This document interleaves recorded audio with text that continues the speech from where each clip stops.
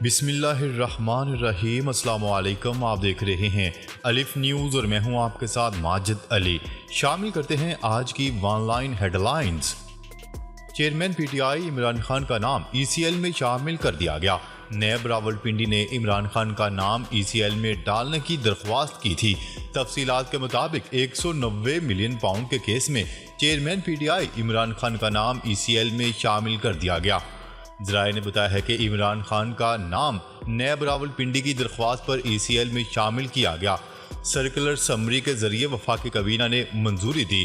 ذرائع کا کہنا ہے کہ بشرا بی بی کا نام بھی ای سی ایل میں شامل کرنے کا فیصلہ کر لیا گیا ہے۔ عمران خان کا تیسری بار صدر منتخب ہونے پر ترک صدر رجب طیب اردوان کو مبارکباد کا پیغام۔ سابق وزیر اعظم عمران خان کی طرف سے ترک صدر رجب طیب اردوان کو تیسری بار ترکیہ کا صدر منتخب ہونے پر مبارکباد دی گئی۔ عمران خان نے سماجی رابطے کی ویب سائٹ ٹویٹر پر ٹویٹ کرتے ہوئے کہا کہ میں پاکستان کے لوگوں کی جانب سے رجب طیب اردوان کو دوبارہ صدر منتخب ہونے پر مبارکباد پیش کرتا ہوں۔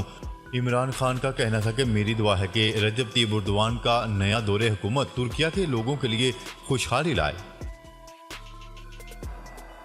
جہانگیر ترین کی علیم خان سے ملاقات نئی سیاسی جماعت بنانے سے متعلق مشاورت۔ جہانگیر ترین نے نئی سیاسی جماعت بنانے کے لیے کوششیں تیز کر دیں۔ تفصیلات کے مطابق عبدالعلیم خان نے جہانگیر ترین اور ان کے ساتھیوں کے اعزاز میں ظہرانہ دیا۔ ظہرانہ عبدالعلیم خان کی رہائش گاہ پر دیا گیا، جس میں تحریک انصاف سے تعلق رکھنے والے موجودہ اور سابقہ رہنماؤں نے شرکت کی۔ ایل سیز نہ کھلنے کے باعث ایندھن کی قلت ہونے سے ایویشن کمپنیوں کو شدید مشکلات کا سامنا۔ ذرائع کے مطابق ایل سیز نہ کھلنے سے چھوٹے طیاروں کا فیول کراچی پورٹ پر پھنس گیا ہے اور فیول دستیاب نہ ہونے سے کیڈٹ پائلٹس کی تربیتی پروازیں رک گئی ہیں۔ ذرائع کا کہنا ہے کہ تربیتی پروازیں رکنے سے زیر تربیت پائلٹس کا کورس وقت پر مکمل نہیں ہوگا۔ ذرائع نے بتایا ہے کہ ایدھی فاؤنڈیشن ایئر ایمبولنس بھی تیل کی قلت سے گراؤنڈ ہو گئی ہیں۔ ملک میں امریکی ڈالر مزید مہنگا ہو گیا۔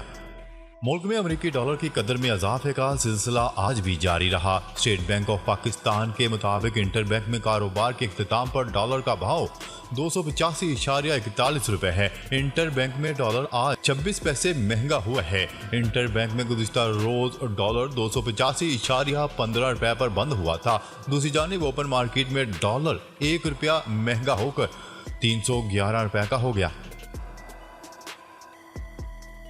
ووٹ بینک عمران خان کا ہے اسد عمر۔ پاکستان تحریک انصاف کے تمام عہدوں سے مستعفی ہونے والے رہنما اسد عمر کا کہنا ہے کہ جب سابق وزیر اعظم ذوالفقار علی بھٹو پر مشکل وقت آیا تو ان کے تمام قریبی ساتھی بھی پارٹی چھوڑ گئے تھے۔ پچھلے دنوں تحریک انصاف کے تمام عہدوں سے مستعفی ہونے والے اسد عمر آج پیشی کے لیے اسلام آباد ہائی کورٹ آئے تو صحافیوں نے ان پر سوالات کی بوچھاڑ کر دی۔ پی ٹی آئی رہنماؤں کی جانب سے پارٹی چھوڑنے سے متعلق سوال پر اسد عمر کا کہنا تھا کہ ووٹ بینک عمران خان کا ہے، کسی کے ہونے یا نہ ہونے سے ووٹ بینک پر کوئی اثر نہیں پڑتا۔ ڈاکٹر عارف علوی کی رجب طیب اردوان کو مبارکباد۔ صدر مملکت ڈاکٹر عارف علوی کا کہنا ہے کہ میں اپنے عزیز دوست اور بھائی رجب طیب اردوان کو ترکی کے صدر کے عہدے پر منتخب ہونے پر مبارکباد پیش کرتا ہوں۔ ان کی جیت عوام کے ان پر کیے گئے اعتماد کی عکاسی کرتی ہے۔ ترکیہ ہمارا بہت قریبی دوست ہے جس کے ساتھ ہمارے صدیوں سے برادرانہ تعلقات ہیں۔ ہم مشکل وقتوں کے دیرینہ ساتھی ہیں۔ ان خیالات کا اظہار صدر مملکت ڈاکٹر عارف علوی نے سوموار کے روز ٹویٹر پر جاری اپنے بیان میں کیا۔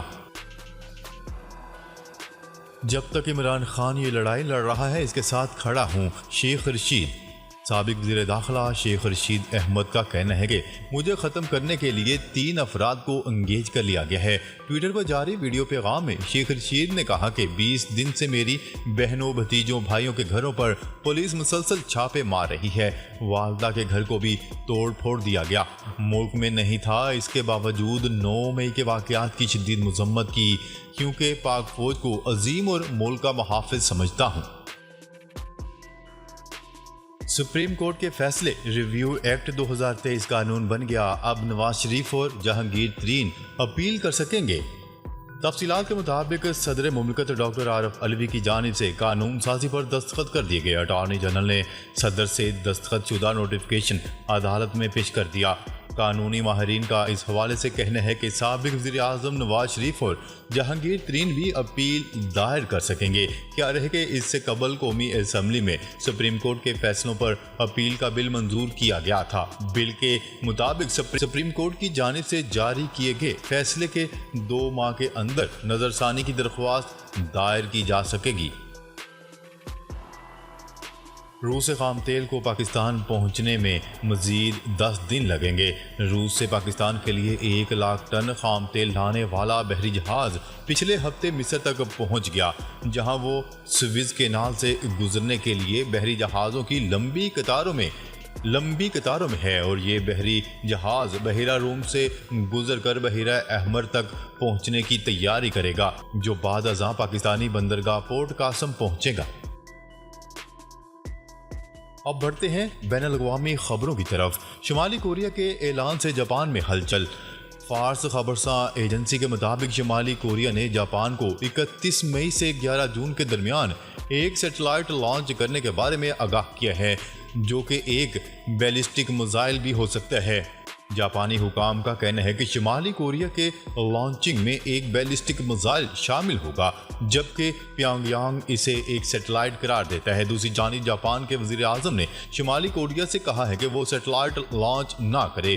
جاپانی وزیر اعظم نے شمالی کوریا پر زور دیا کہ وہ لانچنگ سے باز رہے، بصورت دیگر وہ اپنے اتحادیوں امریکہ اور جنوبی کوریا کے ساتھ مل کر ایکشن لے گا۔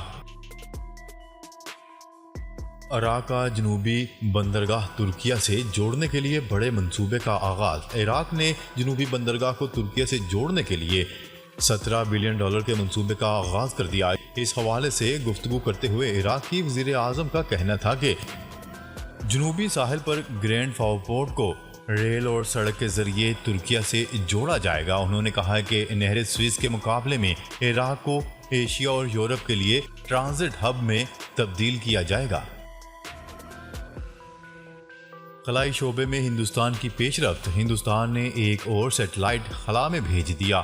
نیوز رپورٹ کے مطابق ہندوستان کی خلائی ایجنسی اسرو نے SLV F-12NVS نام کے اس سیٹلائٹ کو ریاست آندھرا پردیش کے سری ہری کوٹا خلائی مرکز سے پیر کو 10:42 پر خلا میں روانہ کیا۔ ہندوستانی ذرائع کے مطابق 2232 کلو وزنی یہ نیویگیشن سیٹلائٹ رواں سال میں ہندوستان کا 4تھا خلائی مشن ہے۔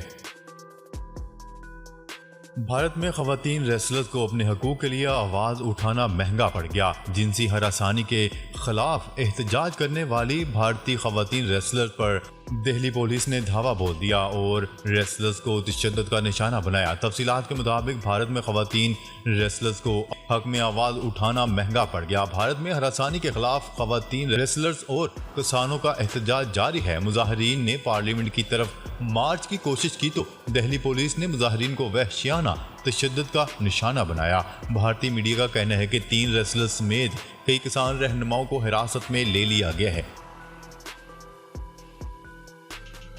سعودی عرب کے حیرت انگیز منصوبے کا پہلا جزیرہ مکمل ہونے کے قریب۔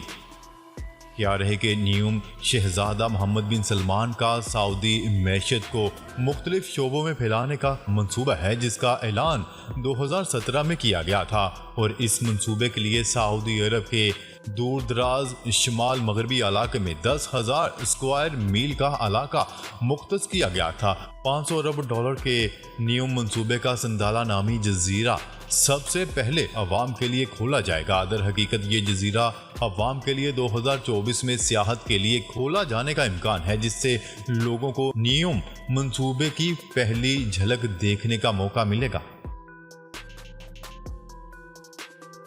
بھارت میں پارلیمنٹ کی نئی عمارت کے افتتاح کے موقع پر سورہ رحمان کی تلاوت۔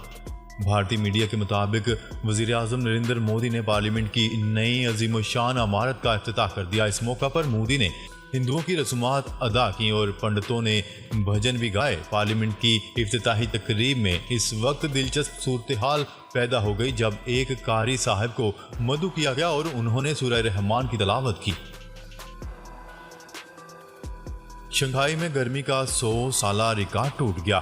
چین کے سب سے بڑے شہر اور تجارتی مرکز شنگھائی میں مئی کے ماہ کا گرمی کا 100 سالہ ریکارڈ ٹوٹ گیا۔ عالمی خبرساں ادارے کی رپورٹ کے مطابق 100 برسوں میں شنگھائی کا سب سے زیادہ درجہ حرارت 35.7 سینٹی گریڈ تک رہا، تاہم رواں ماہ یہ ریکارڈ ٹوٹ گیا۔ شنگھائی میں آج درجہ حرارت 36.7 ڈگری سیلسیس رہا، جو 100 برسوں میں مئی کا گرم ترین دن تھا۔ شدید گرمی میں معمولات زندگی معطل ہو کر رہ گئے۔ شاہ سلمان اور شہزادہ محمد بن سلمان کا ترک صدر رجب طیب اردوان کی کامیابی پر مبارکباد کا پیغام۔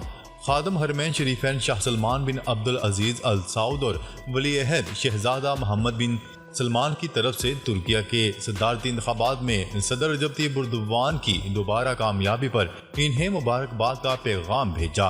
سعودی قیادت کی طرف سے جاری الگ الگ بیانات میں جمہوریہ ترکیہ میں صدارتی اور پارلیمانی انتخابات میں صدر رجب طیب اردوان اور ان کی جماعت کی شاندار کامیابی اور ترک عوام کا اعتماد حاصل کرنے پر مبارکباد پیش کی۔ ناظرین، اب تک کے لیے اتنا ہی۔ مزید خبریں لے کر بہت جلد آپ کی خدمت میں حاضر ہوں گے۔ تب تک کے لیے اپنا خیال رکھیے گا۔ اللہ نگہبان۔